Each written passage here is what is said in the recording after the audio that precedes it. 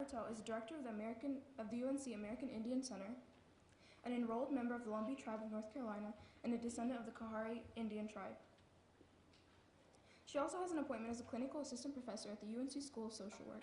As an undergraduate student at UNC, she was president of the Carolina Indian Circle, inducted into the Order of the Golden Fleece, and a founder of Alpha Pi Omega Sorority, the country's first American Indian Greek letter organization.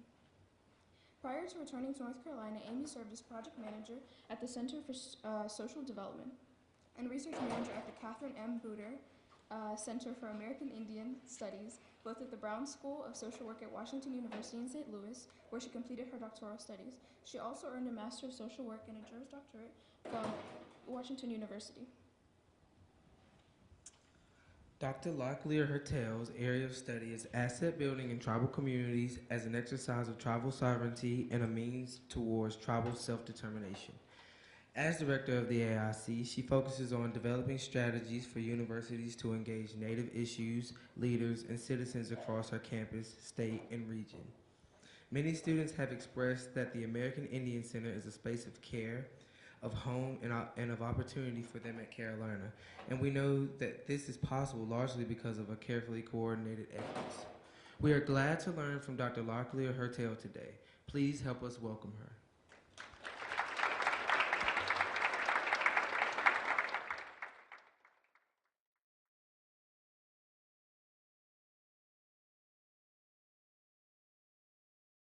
So good afternoon. As I was introduced, my name is Amy Locklear Hertel, and I'm an enrolled citizen of the Lumbee Tribe of North Carolina and a descendant of the Coharie Indian Tribe. And I serve as director of the UNC American Indian Center. And before I begin this morning, I'd like to recognize the indigenous people of this land, the first people of this land where the university now stands, the Eno, the Occaneechi, the Shakori, and the Saxbahaw, as well as the present-day people, the Occaneechi Band of the Saponi Nation. I'd also like to thank the Student Success Conference Planning Committee, and especially Candace Powell for inviting me here to share with you this afternoon. And so the title of my talk is Informed by Culture, Created by Design, Indigeneity in the Academy. And I should start by saying that I'm not a student services professional by training, and I don't have a professional education background in higher education or administration. But I do know something about culture, specifically American Indian culture, and I know something about fostering community on this campus. So I hope that you find the message that I have to share with you today helpful to you in your own work. What I want to share are ways in which the American Indian Center fosters community and a culture of care, both on but as well off campus. Our approach is grounded in indigenous ways of seeing and living in the world, and that's what I'm going to share with you. And it's interesting because I started my academic career by taking mainstream tools and adapting them for indigenous use. Since I've been at Carolina, particularly serving in this role, my work has evolved. And now I introduce indigenous tools to mainstream colleagues in the academy. And I encourage you to think about how you might be able to adapt and adopt these tools to your work. And so while the examples that I'll share with you today are largely for Native communities and Native students, I know that this approach holds together when working with non-Natives as well, because we do that as well at the center. And because I believe that much of the information I have to share with you today just is common sense, and it just makes good sense. So the mission of the American Indian Center is to serve as a bridge between the university and tribal nations, leveraging the resources of each, as well as their expertise, to meet mutually beneficial goals in the areas, as you see here, research, teaching, and service, right, the mission of the university. We find ways to build bridges between the university and the tribal nations, and I've heard us referred to as the front door for the university to tribal nations and the front door for tribal nations into the university. In fact, this past Saturday at our powwow, a tribal administrator for one of the 8 tribes in the state shared with the chancellor that the American Indian Center has brought UNC-Chapel Hill into their backyard. That's what we strive for, to bring the university out of the ivory tower, down from the hill, and into community. And we don't do that work alone. We have many partners on this campus that support us as we do that. But I think that comment really was a testament to the will, the commitment to community, the commitment to care that we have on this campus, and to the partners that we work with. The work of the center is grounded firmly in the concept of the medicine wheel, and you see that there on the top right of your screen. And some of you may recognize the symbol. The medicine wheel represents many different things. It represents the 4 directions, the 4 different phases of life, different races and ethnicities, but it also represents the 4 parts of self: the spiritual, emotional, physical, and intellectual self. And what's most important for you to take away from the medicine wheel are how all 4 parts of the circle are in balance. All 4 parts are necessary to contribute to overall well-being. And Indigenous knowledge teaches us that attending to one quadrant alone, or prioritizing one quadrant over the other, makes us unwell. It places us in an imbalance. So balance is important. And you can see the medicine wheel really depicted in different logos that we have for the center there on the right. But the concept of the medicine wheel is also the foundation for the very work that we do at the center. It's how we even think about ourselves. So on the left are the 4 areas of engagement that we have: Native community, students, the campus community, and engaged scholarship. That's sort of our circle of how we engage with the university. And as we attend to all 4 areas of that engagement, we strive to bring balance to our programming so that no one quadrant outweighs the other. So the concept of the medicine wheel I think is interesting, but it's also very, very important. And I'd like to share with you a story about it. Recently, actually annually, we host tribal leaders on campus for a Native Nations Rebuilding Forum, and I'm going to talk a little bit, share a little bit about that with you in a few slides. But during that forum, we were talking with tribal leaders about how we support and care for our Native students on campus. A faculty member who was in attendance talked about how faculty in American Indian and Indigenous Studies care for the intellectual aspect, right, of the students on campus, of our Native students. And staff at the center, we talked about how we care for and attend to the emotional, the physical, and the spiritual needs of our students. And the tribal leader responded that the most important thing we shared with him, the very most important thing, was how we were attending to the spiritual needs of the student, how we were attending to their spiritual needs. And it was because when we asked him to explain further, he knew this is UNC-Chapel Hill. We would attend to their intellectual needs. We would meet that. We have lots of care providers on campus. We're going to attend to their emotional needs, right? They know how to handle some of their social needs, right? But the physical opportunities exist here to take care of their physical needs and their physical self, but it was their spiritual self, okay, that he was most concerned about. And as Native people, that spiritual sense of who we are is very important. And this is very different than religious, okay, support needs. This is who they are in their soul and meeting who they are in their soul. That was important to the tribal leaders. And again, it's all about balance. So I'll ask you to consider in your own work, certainly think about the medicine wheel, but think about the symbols or the logos that you use for your different initiatives. What meaning, what values do they convey? And are you attending to the overall well-being of students on this campus? If you're not, do you have partners that are helping with those other quadrants? Now, I don't just mean campus colleagues, right, and other departments on campus that handle this, but are they truly partners in collaborating with you while you're attending around that circle of care? That's what I encourage you to think about.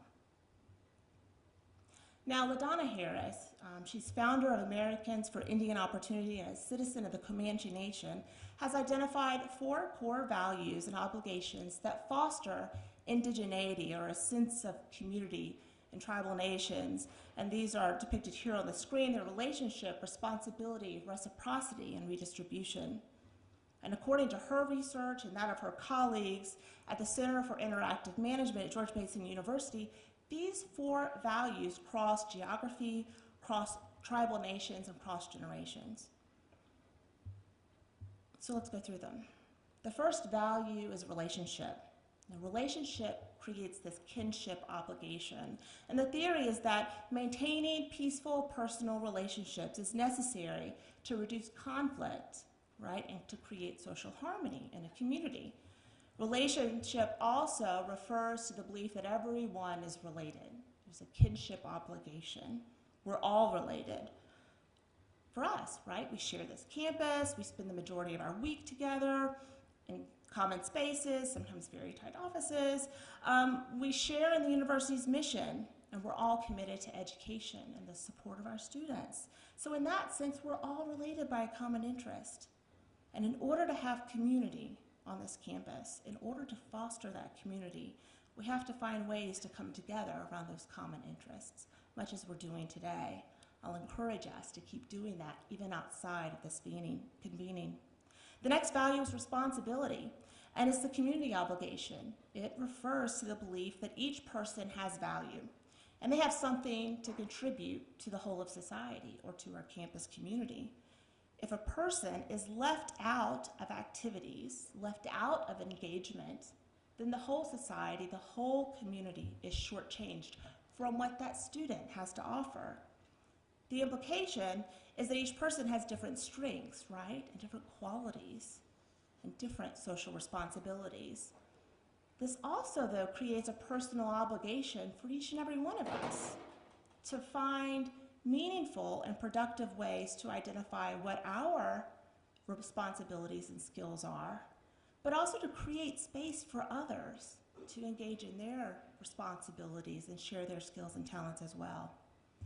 Reciprocity is a cyclic obligation, and it speaks to the cyclic nature of season, of life, of relationships. You know, think every fall and spring semester, what happens. Our first year students entering in August and our seniors graduating in May. It also refers to this exchange of obligations. Today I'm sharing information with you, and based on a lot of what I've learned here today, I hope that in the future you might be more inclined to come to the center and let's sit down and think about implementing some of what we're learning. So at any given time, an individual is engaged in this reciprocal exchange of obligations, and I've heard it referred to as this: put out only good, so good comes back. What you put into the circle will come back out of the circle.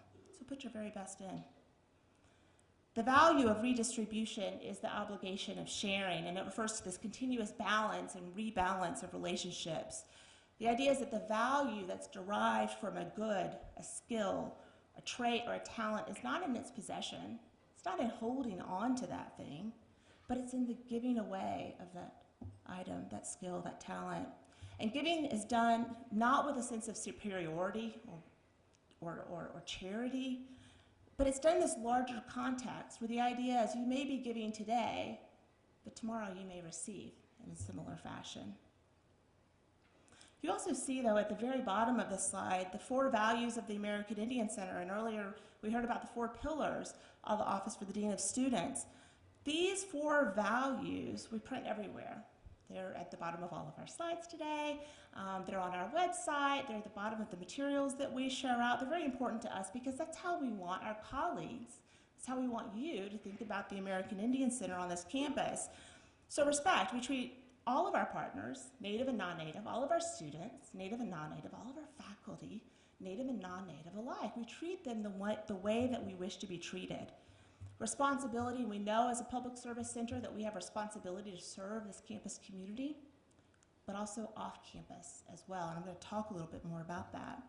Reciprocity is at the very heart of our work. We promote and we strive to create reciprocity and reciprocal exchanges of information through research, through teaching, and through service. And then finally, we believe that we're here to bring balance to the academic knowledge that we're all learning, and our students are learning on campus, by infusing it with some Indigenous knowledge. So very much in the way that I'm sharing Indigenous knowledge with you today, we're striving to bring balance in that space. Now what you see here is a model for Native student support in higher education, and this is a Lakota-based model designed by some researchers out of South Dakota, Zlotek and Martin, and I believe this model has broad implications beyond just Native students. Think again of the medicine wheel with 4 parts, even though it's depicted linearly here. The 4 parts you see are calling, welcoming, processing or healing, and releasing. Now I don't want you to get caught up in the labels, right? We can debate the nature of making students feel welcome, and should we assume that students don't feel welcome on this campus. But I want you to know that the language that you see here works for our center and works for the students that we serve. So for your purposes, just insert whatever language works best for you. And don't worry about the words in light gray. This is how we take stock of our programming and planning at the center. But what's important for you to notice is the overall model. So calling refers to our recruitment efforts and how we help prepare students to apply to Carolina to enter this university. Now, at present, that takes place a year or 2 before they actually apply, but our tribal leaders have told us they would like to see that starting in 8th grade. Okay? But for now, calling students into the university. Welcoming, it's helping our students feel like they belong on this campus and helping them find their community and find their home here at Carolina, so they'll stay those 4 years. Processing, or in another version of the model, they call it transitioning. It's helping our students process the experiences that they're having both inside and outside of the classroom. Helping them process. And then finally, releasing. It's how we prepare our students for the next phase of their journey, whether that's continuing education or entering into the professional workforce. And I love this model because it forces us at the center to think about our students while they're on this journey called Carolina. It forces us to think about creating community while they're here and even preparing them for when they leave.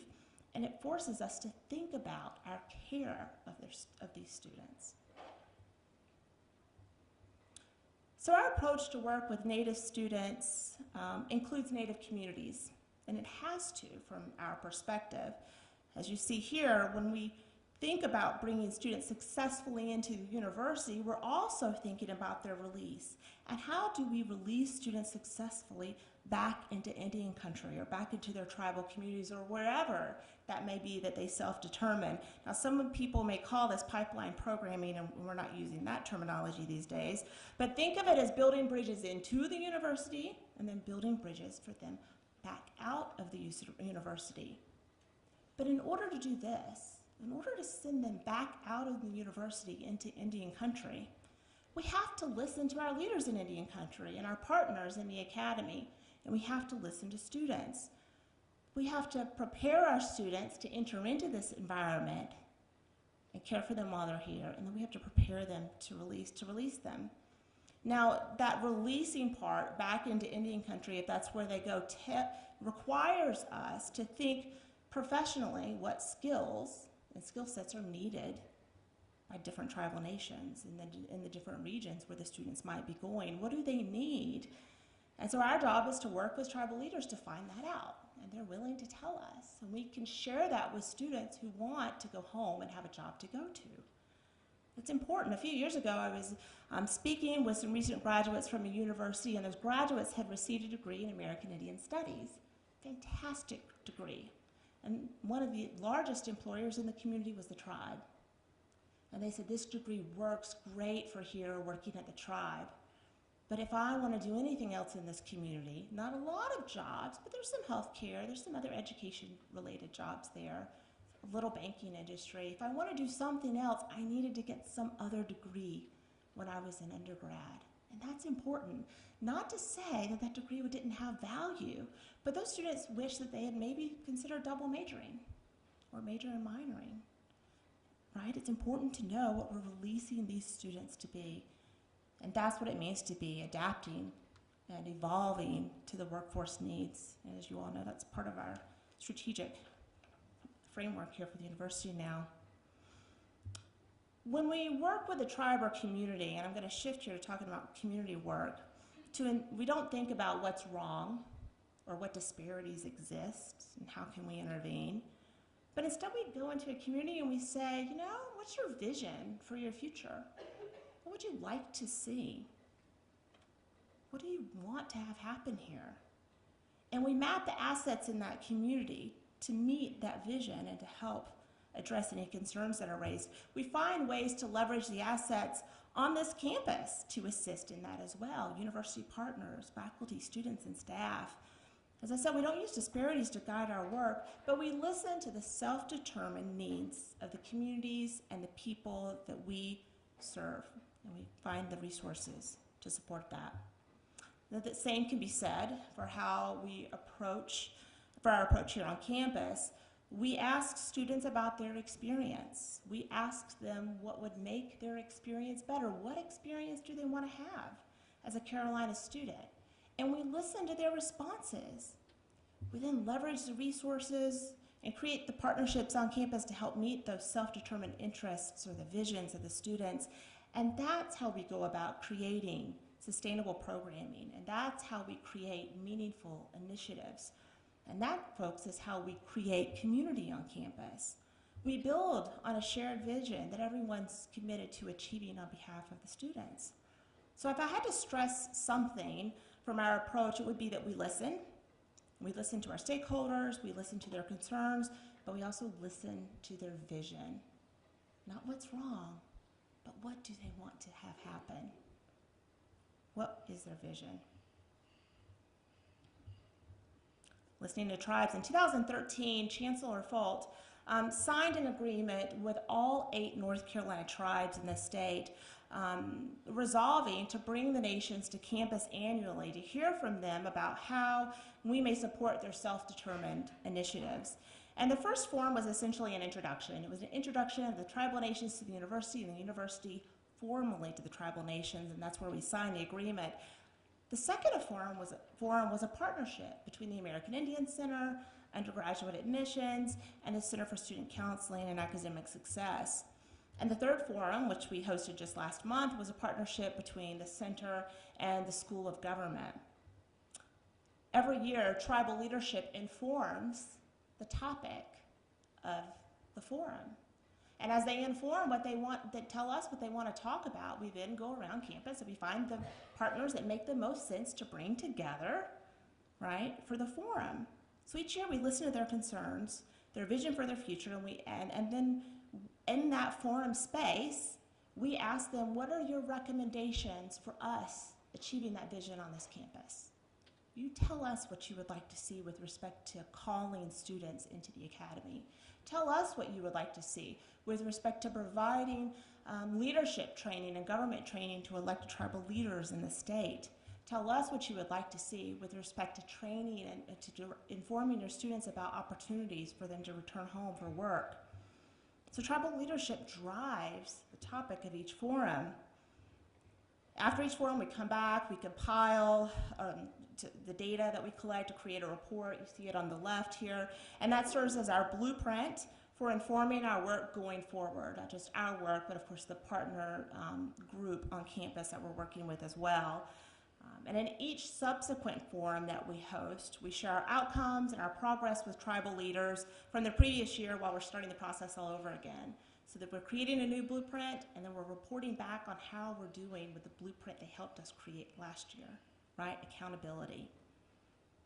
So I want you to take away from this that we create space annually to check in with our stakeholders.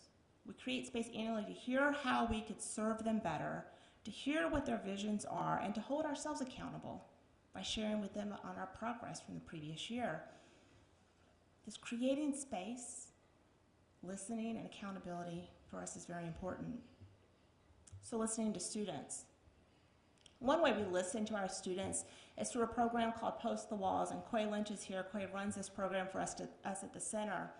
And we host it at the beginning and the end of each semester. It was created actually as a venue for our students to express themselves following the town hall forum on race relations that was hosted in 2015.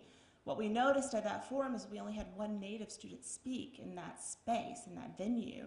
But when we came back to the American Indian Center afterwards, many Native students had a lot they wanted to say and share. It just wasn't the right space for them. Just wasn't the right space. Had we all left and gone home, there would have been a need to share and no venue for them to do that. So we started Post the Walls. Very simple concept, folks. Literally, there's a question on the walls, and then students write answers and post them on the walls. So it's not fancy, but that's a way for them to share their thoughts, their concerns, and their feelings in a culturally appropriate way, and for many of them, in an anonymous way. You don't really need to read the context or the content for the sheets that are on the right, but that visual is a way to communicate how much our students had to share following that forum in 2015. That's what they would have walked away with and gone home with had we not created the space for them to share. Now, the image on the left depicts the way that many of our students feel on campus.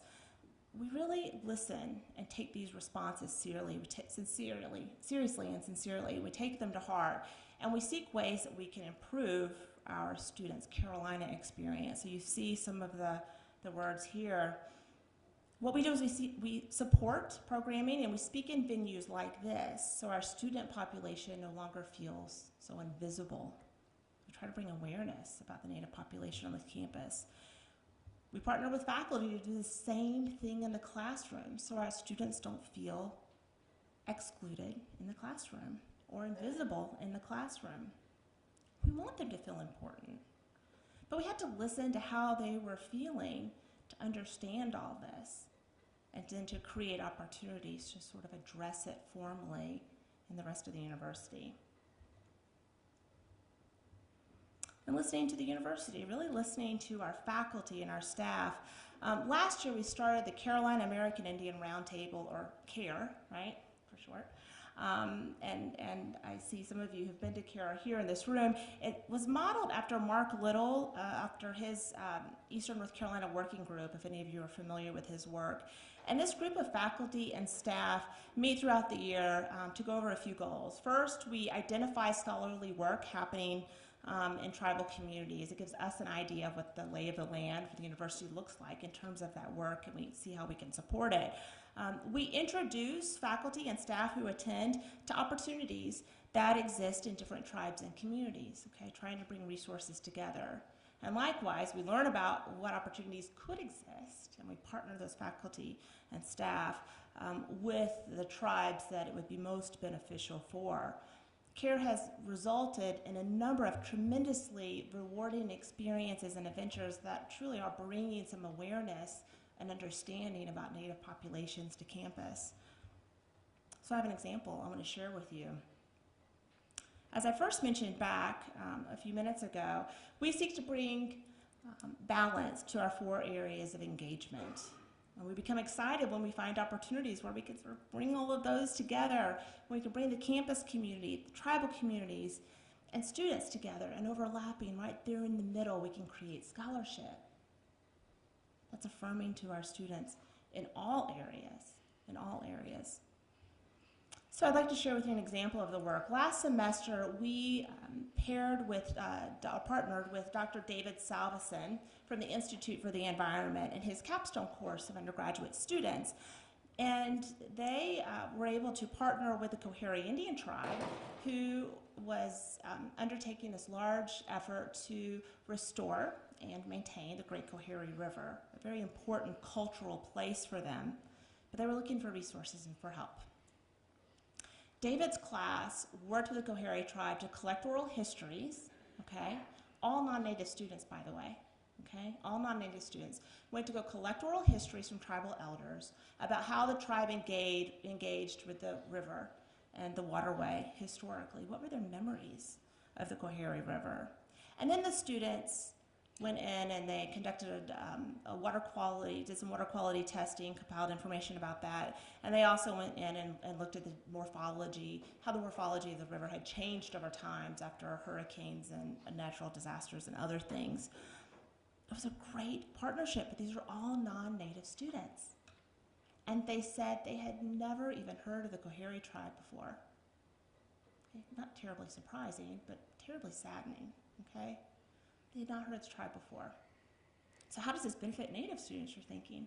Well, it creates an awareness and appreciation for a whole tribal nation of people in the state. and an awareness that other tribal nations exist. It's affirming to our students. Okay? I'm going to see if I can show you the videos. We're going to test my abilities here.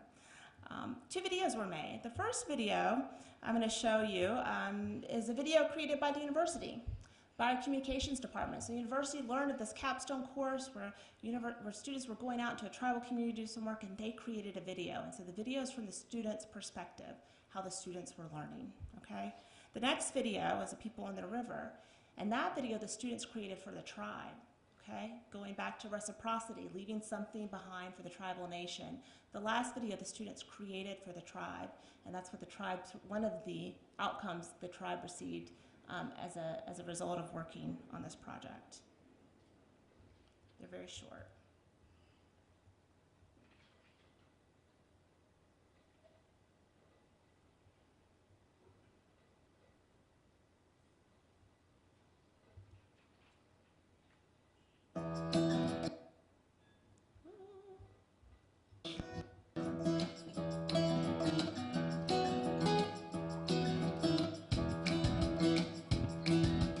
Learning and experiential learning is very important to being a college student, I think.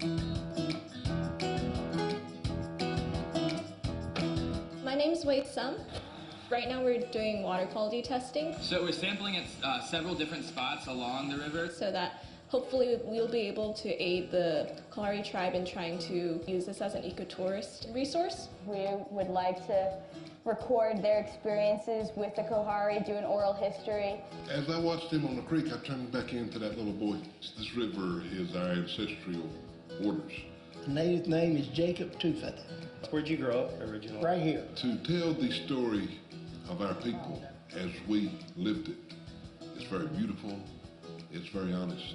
After we got back, we started focusing on building the oral history that we had gained while we were there. I think it is important to kind of realize that no matter what results you do achieve, you're gaining some valuable experience from that. Where you get to apply the concepts that you've learned, stewardship, community involvement. So I think that capstones are just an opportunity for the rubber to hit the road. Those young minds are brilliant. So I hope that we have something to offer them, and I know that with all the resources at their fingertips, they're going to have something to offer us.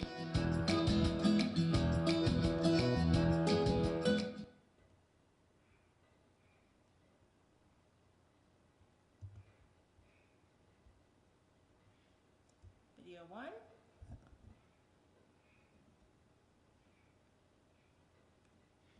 And now I've lost my slides.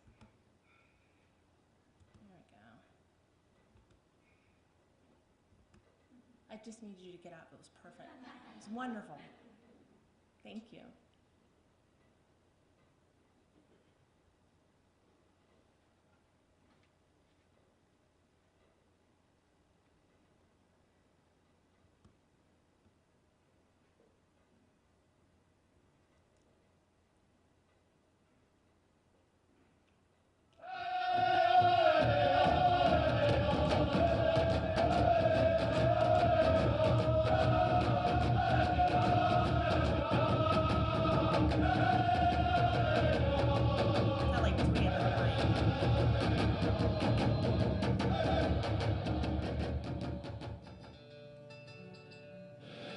This story is being told today by American Excuse the people. echo, I'm sorry.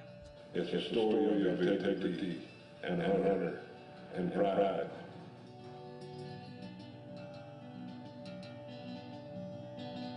The great Kalahari River, that's who we are, river people. And I have seen that river breathe life and all of those that go down today. The story that I'm telling is a story of beauty and the story of disappointment in the way that river has come. So such special about water, there was life in the water. We've got to say around here that the river will always take care of us. And now it's coming our help, and we got to take care of it. That canopy that I used to walk under is gone. Those paths that I used to walk down, it's gone. There's a spirit in that river. There's a spirit of the ancestors. And it has been awakened in this tribe. So we're revisiting the past to take us into a strong future. That represents who we are, river people. And to bring that back into the equation, that happy circle to be completed.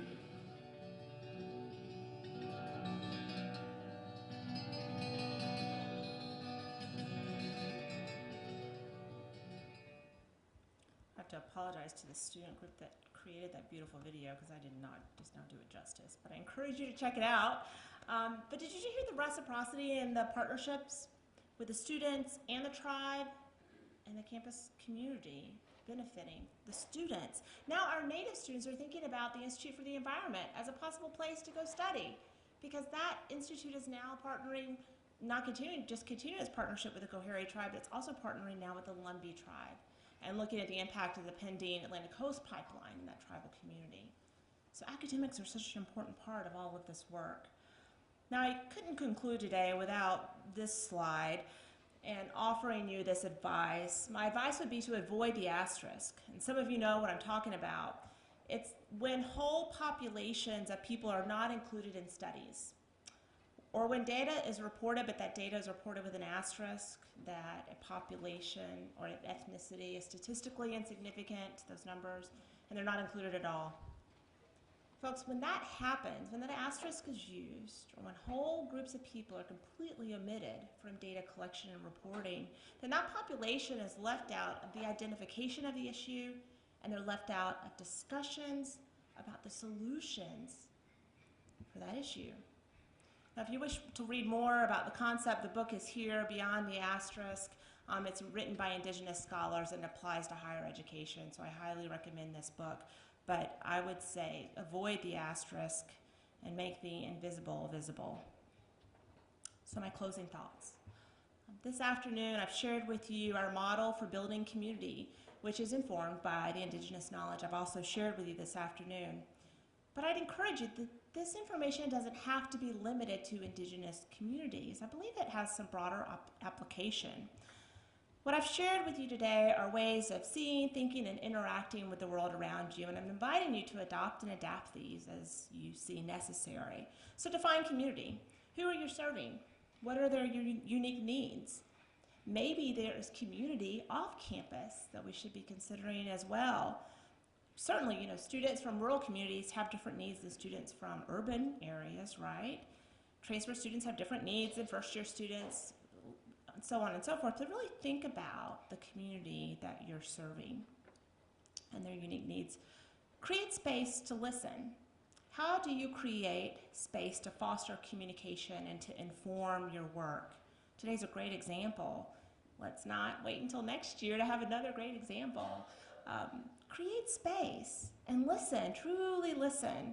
And I'm not talking about just interpreting data, because data is very important and we certainly should be doing that, but also spend time. I heard earlier today, take time to listen and to interact with a student. You'll be surprised what you may learn in that interaction.